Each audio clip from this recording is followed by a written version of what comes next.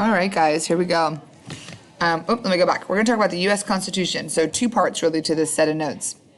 We're going to talk about the principles, so like the ideas, the foundational concepts that are built into and embedded in the U.S. Constitution, and then the structure. So what does each article go over? And I'll discuss a little bit about why they set it up that way too. So the Constitution, it is our supreme law of the land, and that becomes really essential when we talk about the concept of federalism, because we know under the Articles of Confederation that states had too much power, right? But we're worried about tyranny of the national government. So we need to figure out a way to blend this into a system that works. But ultimately, we decide that the Constitution has to be the highest law. It's not going to work otherwise, okay? So this also represents some of our most fundamental ideas that we have about government. You always can pause this, right, if I'm going too fast. So, all right, so some of the principles of the Constitution. The first one is the idea of popular sovereignty. Popular meaning the people. Sovereignty is really just means rule. So the people rule in the United States. Sort of the formal definition is all political power resides in the people. Technically, we are the only source of all power. So anything the government gets to do, they get to do because we've said they can do it. And that's what this is saying. How do we give them power? We know we don't have a direct democracy, right? So we're not voting on every decision, but we give them the power through the Constitution, right? The first 3 words are "we the people," indicating that we are the people are giving them these powers, and then through electing our representatives. Which is why even though voting is a responsibility, it's such an essential thing because it's how you give power to other people to run the government on our behalf. Next one is limited government. This is really an influence coming out of British experiences, and that is that the government can only do the things that we have given them the power to do. So the Constitution includes not just what they are able to do, but some of the limitations. There are sections that say Congress shall make no law, for example, establishing a national religion. Okay, so it's not just about giving power, it's also about establishing what they're not allowed to do. Rule of law. We've talked about this when we talked about, the Magna Carta. So the Constitution is a supreme law. And everyone, no matter who you are, no matter your status in society, your socioeconomic class, you should all be treated equally under the law, right? We've discussed how maybe this doesn't work perfectly in the United States, but again, it's an idea. It's something that we strive for. Separation of powers. We know this concept, along with checks and balances, really comes through from, sorry guys, I'm snacking while I'm doing this. Comes from Montesquieu, but it's something that's written about a lot in the Federalist Papers, which if you remember, they were used to convince people to ratify the Constitution. So the idea of splitting power between the 3 branches of government and giving them each a specific power, so that Congress, the legislative branch, will be in charge of making or creating laws. The executive branch, which includes the president and the federal bureaucracy, is going to enforce and execute laws, and the judicial branch, which is the court system, will interpret the laws. Okay, and this is just setting up the federal judiciary. We have district courts, appeals courts, and then the U.S. Supreme Court. So there's 3 levels of courts at the federal level. Interpret means like to understand and explain or translate the laws. So they have that final say about what the Constitution means. So by splitting up this power, we're trying to prevent any one branch from becoming too powerful, which is tyranny, which we don't want. Alongside, we've got a system of checks and balances. And while each branch has its own specific powers, it also has a number of checks or limitations that can be used to limit their power further or to protect from any abuse of power. So let's see, do I have an example? Okay, so the legislative branch, they're in charge of passing laws. That has to go to the president before it can actually become a law. The executive branch has the power to veto a law. Let's say they don't, they pass the law. It ends up being challenged in court. The judicial branch has the power to declare a law unconstitutional. So they all have ways to check each other and make sure that no one is abusing their power. Here's another one. Executive branch nominates Supreme Court justices, but the legislative branch, specifically the Senate, has to approve that, right? So the president can't just pick anyone. It has to make it through the approval process from another branch. Federalism. We're going to talk more in depth about federalism on another day because there's different types of federalism, and federalism kind of evolves over time as to what it actually looks like in the United States and how it works. But the basic idea is that we needed to figure out this balance between state government and central government, all right? And so the way they do that is to specifically divide up. Let me get my pointer here. This little Venn diagram shows you, like, there are specific things that the national government can only do. There are specific things that state government can only do.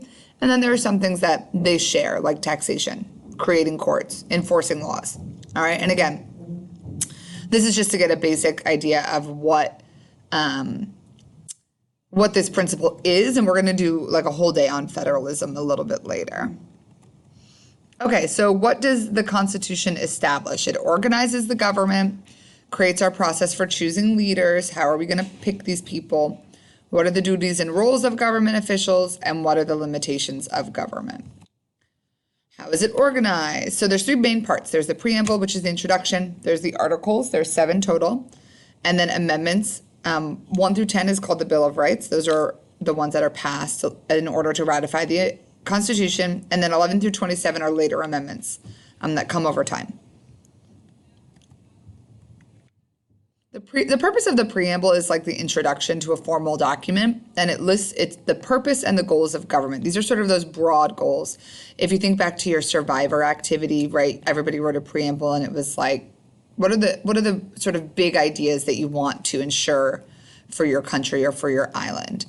And so the ones that are included in the Constitution are to form a more perfect union, right? We weren't such a great union under the Articles of Confederation, so we want to try to do a better job. Establish justice, that's really the court system. Ensure domestic tranquility. We want to make sure that the United States is peaceful, right? And so we need to create institutions to support that, like police, FBI, things like that. Provide for the common defense. That is a nationalized armed forces, so no more state individual militias. Promote the general welfare, so we want to make sure people are happy and healthy, that they're not hungry or sick. So what are the organizations that what are the structures we're going to put in place to support that? And then secure the blessings of liberty, and it really says for ourselves and our posterity. So not just for us, but for all future generations as well. And the blessings of liberty are like our freedoms. So the articles, first article is the legislative branch. That's the longest one. Maybe some people interpret that as, and the founding fathers thought it was also maybe one of the more important branches. They really do like the day-to-day work of government, of creating laws. Executive branch, they enforce laws. That's the president, federal bureaucracy. Judicial branch is the Supreme Court and the lower court system.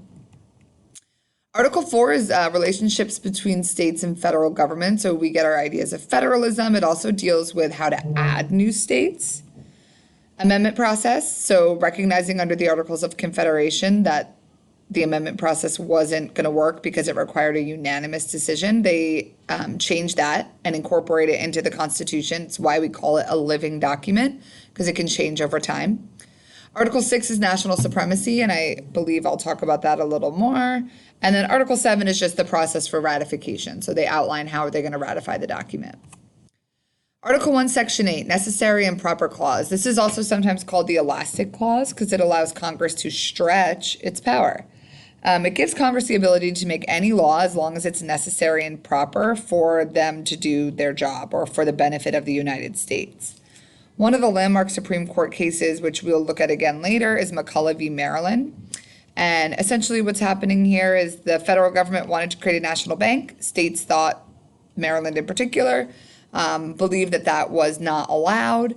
And the court upheld that creating a national bank, though it's not explicitly written out in the U.S. Constitution that Congress can do it, it falls under this necessary and proper clause that they needed to be able to establish a national bank because it supports their other powers, which are listed in the U.S. Constitution.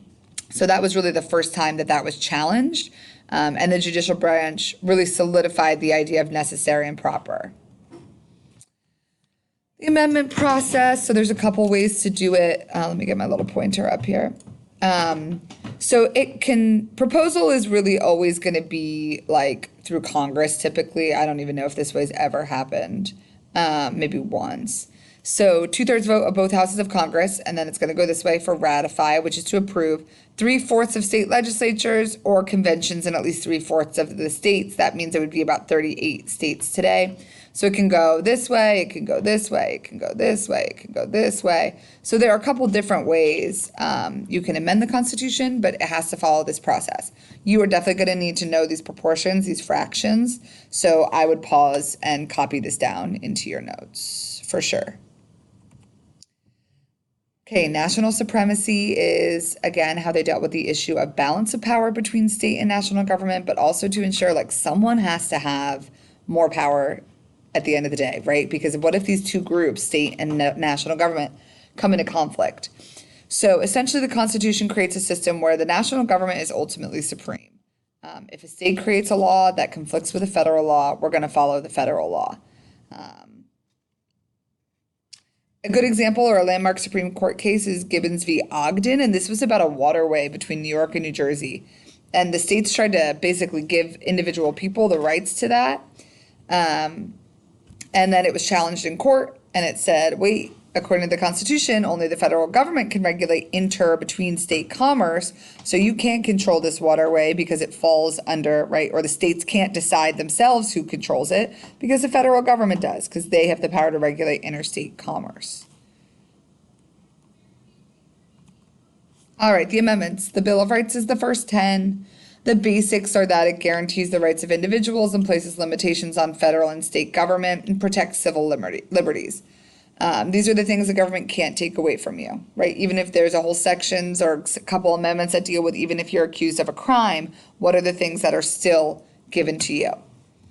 All right, so once you're done with this, you've got the rest of class to work on your presentations with your partners or if you're working solo.